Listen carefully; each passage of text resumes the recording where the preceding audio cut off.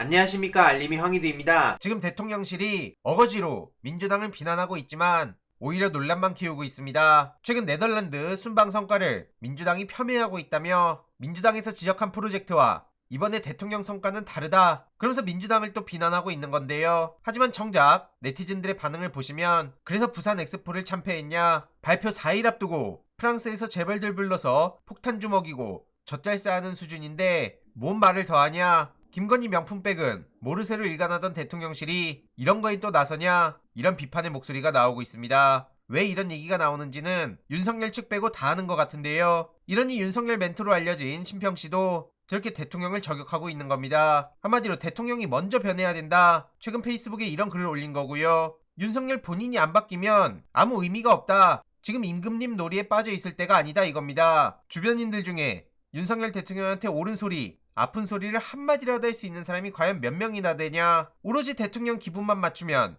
일생의 영화가 보장되는데, 이러는 사이 당정 관계도 수직적으로 변했다는 겁니다. 이런 상황에 윤석열 징계 취소 소송 관련해서 항소심이 이번 주에 결론이 나오는데요. 오는 20일에 결과가 나온다고 하죠. 혹시 까먹으신 분들을 위해서 간단히 말씀드리자면, 추미애 전 장관이 윤석열 검찰총장 당시 정직 2개월의 징계를 내렸었고요. 윤석열 대통령은 이걸 취소해달라는 소송과 함께 처분 효력을 멈춰달라, 이렇게 집행정지를 신청한 겁니다. 그런데 1심에선 정직 2개월이 정당하다, 이렇게 판단을 해서 윤석열 측은 이에 불복해서 항소를 한 거고요. 어떤 결과가 나오는지가 매우 중요한 내용 중에 하나입니다. 계속 지켜볼 대목이고요. 지금 김건희 리스크도 최고조를 찍고 있죠. 최근 추가로 공개된 김건희 녹취록 관련해서도 검찰은 수사를 안 하고 뭐 했냐, 그리고 대통령실은 왜 이런 문제에 대해서는 침묵하냐, 이런 비판이 이어지고 있고요. 지금 당정 간의 관계도 보면 가관도 이런 가관이 없습니다. 홍준표 시장은 김기현 대표를 향해 오공도 아닌데 윤석열 눈치 보면서 거치 결정했다, 이렇게 지적하기도 했습니다. 아무쪼록 저렇게 한동훈 비대위로 가닥을 잡았다는 소식이 전해지고 있는데요. 결국 초유의 검찰 대통령의 검찰 당대표라니, 지금 윤석열 대통령의 무리수가 널리 알려진 상황에 대통령 최측근이 비대위원장으로 오는 거는